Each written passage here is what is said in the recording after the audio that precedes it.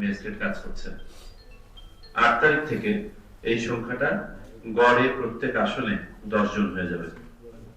তখন কালেক্টরেটের অধিভুক্ত যে ম্যাজিস্ট্রেটরা আছেন তার বাইরে থেকেও বিভিন্ন দপ্তর, অধিদপ্তর, মন্ত্রণালয় ইত্যাদি থেকেও ম্যাজিস্ট্রেটরা মাঠে চলে আসবে। তো নির্বাচনকালীন সময়ে আপনারা, ভোটকালীন সময়ে আপনারা গড়ে 10 জন করে পাবেন ম্যাজিস্ট্রেট প্রত্যেক আসনে।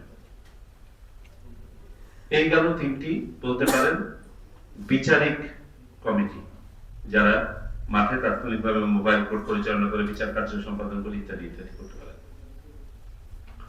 নির্বাহী ম্যাজিস্ট্রেটের টিমটা হচ্ছে অত্যন্ত গুরুত্বপূর্ণ এই জন্য যে আপনারা তাৎক্ষণিকভাবে যে ব্যবস্থাগুলো নেন এটার ফল সাথে সাথে পাওয়া যায়।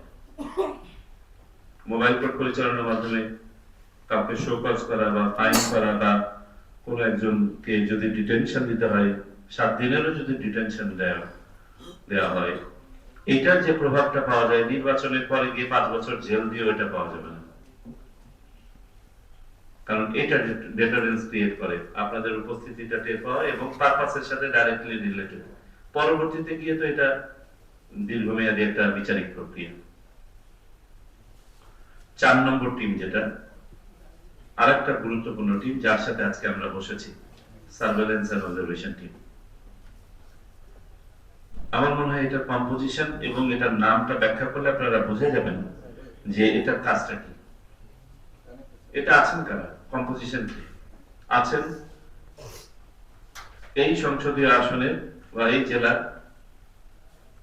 জেলায় কর্মরত বিভিন্ন সরকারি দপ্তর, অধিদপ্তরের প্রধানগণ আছেন, আর আছেন স্থানীয় গণ্যমান্য ব্যক্তিরা।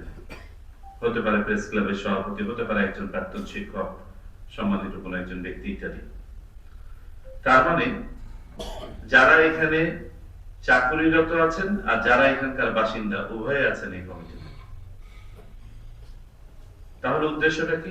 উদ্দেশ্য হচ্ছে আপনার অবস্থানগত কারণে আপনি অনেক কিছু দেখবেন, জানবেন, বুঝতে পারবেন এবং সেটার সাথে যদি নির্বাচন প্রভাবিত হওয়ার বা ক্ষতিগ্রস্ত হওয়ার কোনো উপাদান থাকে আপনি সাথে সাথে সংশ্লিষ্ট কমিটির নজরে আসবেন।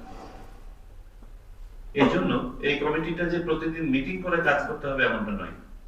আপনি আপনার অফিসে দায়িত্ব পালন করছেন, সেখান থেকে কোনো কিছু আপনার নজরে আসলো, আপনি কিন্তু এটা রিটার্নিং অফিসার বা সহকারী রিটার্নিং অফিসারের নজরে আনতে পারবেন বা যে কোনো একটা কমিটিকে বলতে পারবেন সংশ্লিষ্ট যারা, সেটা হতে পারে আইন শৃঙ্খলা কমিটি, আইন শৃঙ্খলা সেল, হতে পারে এটা নির্বাহী ম্যাজিস্ট্রেট বা বিচারিক ম্যাজিস্ট্রেট ইত্যাদি। আপনি অফিস থেকে বাসায় ফিরছেন, বাসা থেকে মসজিদে যাচ্ছেন, বাজারে যাচ্ছেন, যে কোনোখানে আপনার নজরে আসতে পারে, আপনি ব্যাপারটা আমলে নিতে পারবেন। যে কারণে এই কমিটিটা খুব ভার্সেটাইল একটা কমিটি এবং এই কমিটির নামটা যদি আমি ভেঙে বলি, প্রথম অংশ হচ্ছে সার্ভেলেন্স, তারপর হচ্ছে observation. Surveillance and observation team বলা হচ্ছে এটাকে। সার্ভেলেন্স শব্দটাকে যদি আমরা একটু বোঝার চেষ্টা করি, নজরদারি, খবরদারি, চোখ কান খোলা রাখা ইত্যাদি বোঝায় এটাকে।